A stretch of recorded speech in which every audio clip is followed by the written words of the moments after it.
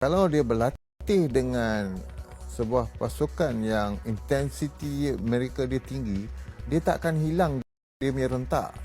So Akia bila dia diganti di Johor, selalu dia masuk, dia main sama macam Zainal kata. Dia akan dribble, dia yang akan dapat penalti dan sebagainya. Dia berani. Dia ada satu senjata iaitu speed and dribbling.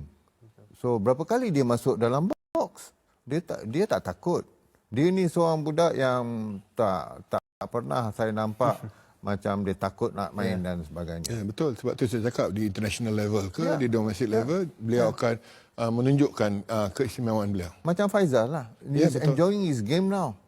Dia suka. Walaupun dia tak skor dalam liga, tapi berapa assist yang dia bagi. So itu penting as a wide player. Mungkin tidak sama. Mungkin Coach Satya mahukan lain daripada Darren Lock. Mungkin Safi mahu Darren Lock. Mungkin Datuk Zainal tidak mahu Darren Lock, mahu Syafiq Ahmad. Bagaimana strike force? Bagi saya, lah, Darren Lock adalah pemain yang sesuai setakat ini. Kerana apa yang kita lihat dia tahun lepas bersama PJ City, beliau memang a natural big striker. Mempunyai hati yang begitu besar, mempunyai daring yang begitu tinggi dan no nonsense. Beliau tetap mengambil peluang. Kita dapat lihat gol-gol yang beliau jaringkan semua unpredictable. Tetapi itulah duty sebagai seorang striker. Coach, untuk saya, macam saya bincang dengan Syafiq sebelum rancangan ni. Untuk saya personally, Darren Lock hardworking, timing dia bagus. Tapi sentuhan dia sekarang tak berapa sharp. I tak tahu. Tahun ni tak berapa sharp. Tetapi Syafiq ni, untuk saya, dalam kotak penalti, dia ada this scoring punya touch.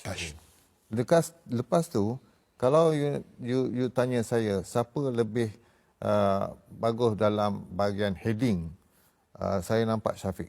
Tetapi kerana dia tidak ada peluang main di JDT sebanyak kalau line up JDT memang susah.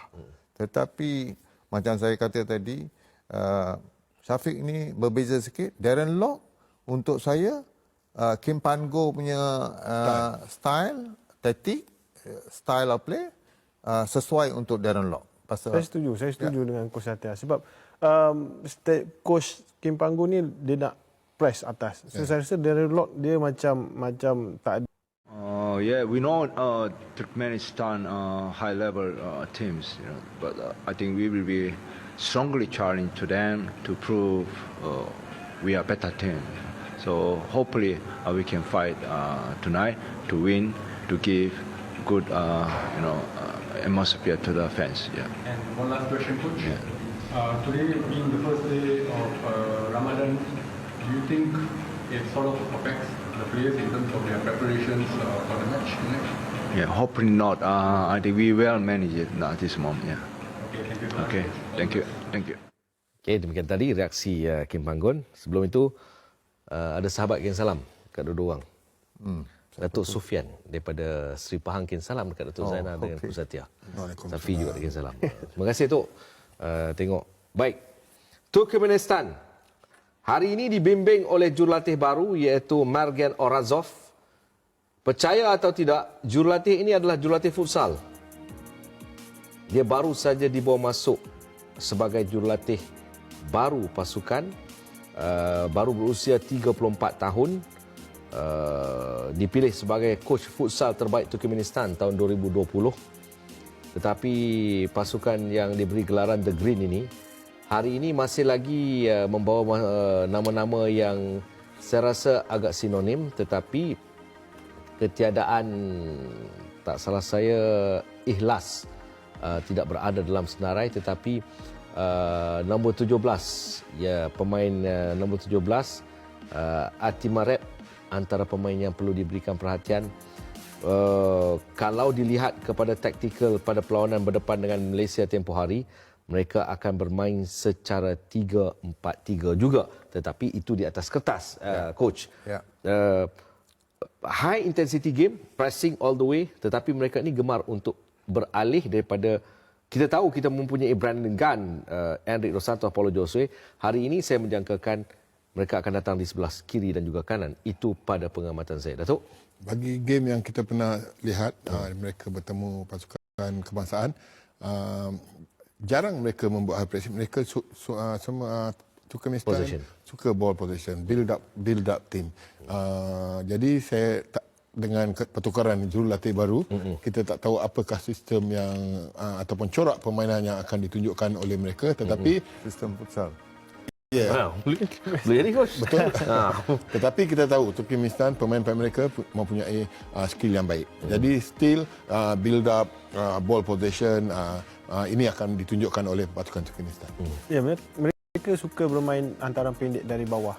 Dan tengok kalau kita imbaskan balik lah, waktu kita menang 3-1, mereka cuba membuat dari antaran dari pertahanan ke midfield dan kita merampas bola di tengah padang dan kita berjaya menjaringkan gol.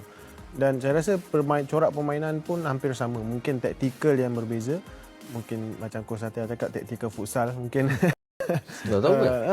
Dia ganti all the rotation position. Kita tak tahu macam mana punya. Ni macam game blind tactical. Kita tak tahu macam mana coach ini punya taktikal macam mana dia nak buat.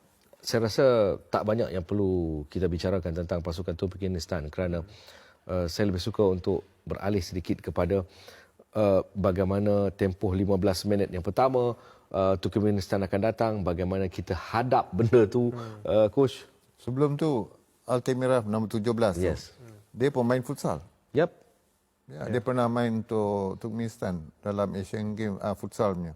Okey, balik kepada tu, saya nampak dia macam Coach Zainal kata, dia akan berikan build up play. Tetapi mana dia bahaya adalah bila rampas bola.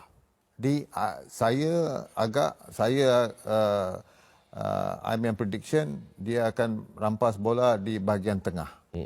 Dan start mulai bila rampas dia cepat. Transisi itu dia akan cepat. Okey, kita berehat sekali lagi. Last berehat ni.